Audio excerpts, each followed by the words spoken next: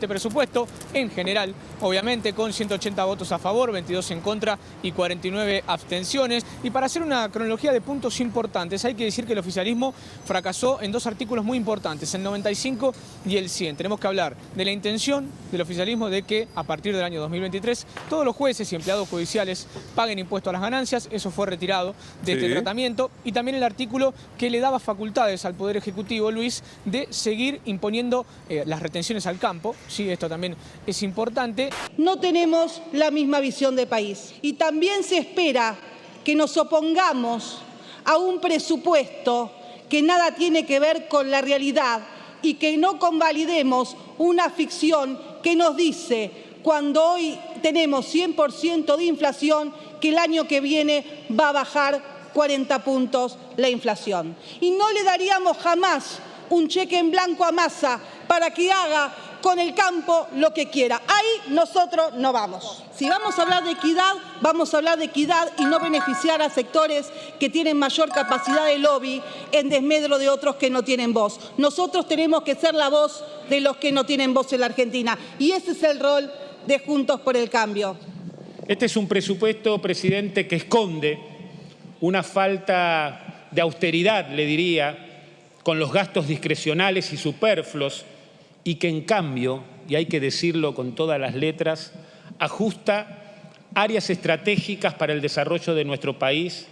¿Cómo les da la cara para hacer un ajuste en educación que podría ser de hasta un 8%, conforme al informe que ha presentado UNICEF, o que podría alcanzar el 15% según el informe de Argentinos por la Educación?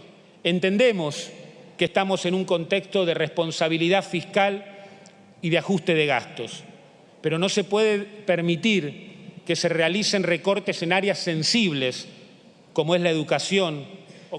Mire, podrán tener nuestro voto para recortar los privilegios a corporaciones, a sindicalistas, a los regímenes de promoción que benefician a unos pocos, o lo tendrán para disminuir el déficit en las empresas públicas o para retomar de una buena vez por todas una senda de crecimiento, producción y generación de empleo genuino en la Argentina.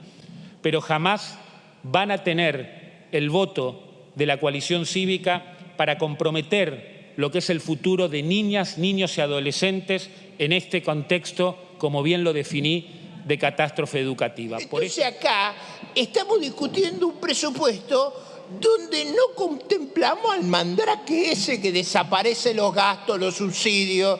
Digo, no tiene seriedad este tema, por eso yo me opongo formalmente al presupuesto. Escúcheme una cosa, acá el gasto público aumentó de 25 puntos del producto a 45 puntos del producto. Si eso no es subir enormemente la presión del Estado sobre la sociedad civil y sobre los sectores productivos, díganme cómo se llama. El empleo en la obra pública en Argentina, en total, en el sector, en la construcción, privado y público, cae 4% respecto al 2019, de lo que eran en 2019. Entonces yo no entiendo, señor presidente, cómo gastan más, pero construyen menos. Gastan más, pero hacen menos obras. O son muy ineficientes o directamente se la están robando a la plata. Entonces, permítame dudar de la capacidad de gestión de este gobierno. He marcado, y lo quiero marcar acá claramente, un punto central que tiene que tener la Argentina para salir de la decadencia, que es el foco en las exportaciones. Argentina tiene crisis de balanza de pagos una cada 5 años, ha tenido 15 en los últimos 75 años.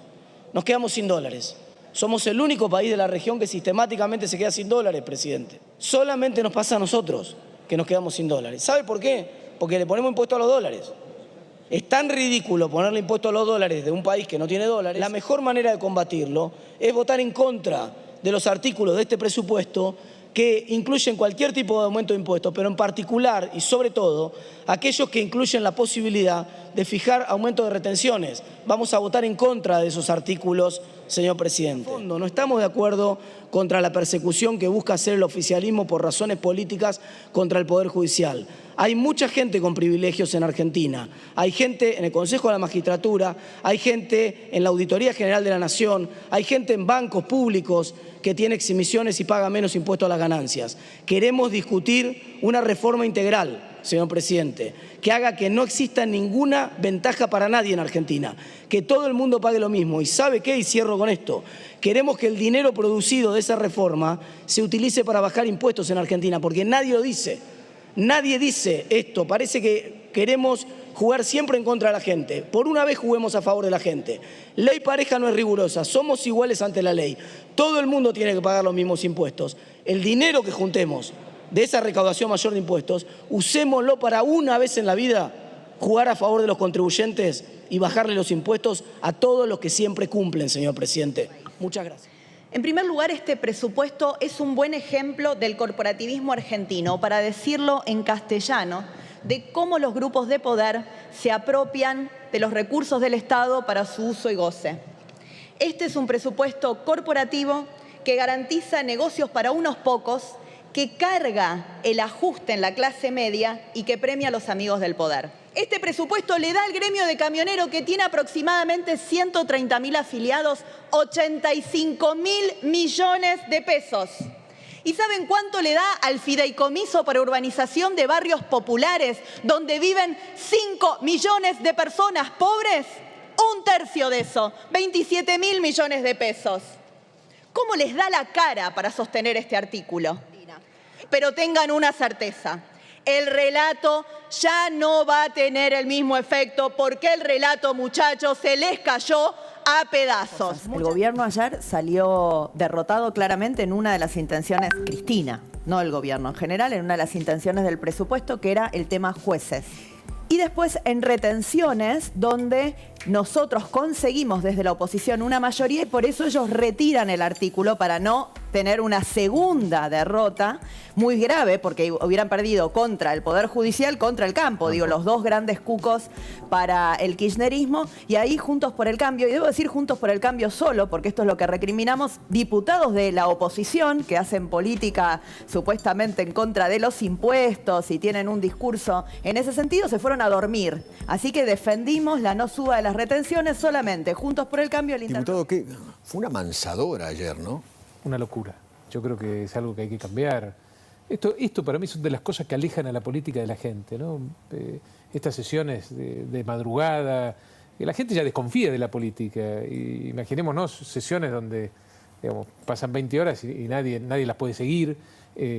Los diputados que terminan votando cosas después de 20 horas de estar sentados a las 8 o 9 de la mañana. Que quizás ni leyeron, que no tienen ni la más pálida idea qué es, ¿no? Muchas de esas cosas. Nosotros propusimos dividir la sesión. Si no sesionamos tanto, podemos sesionar más días. Claro, obvio. Pero bueno, no tuvimos eco y termina pasando esto. Terminamos sancionando un presupuesto entre gallos y medianoche. Y esto abona a esa desconfianza que tiene la gente sobre la política.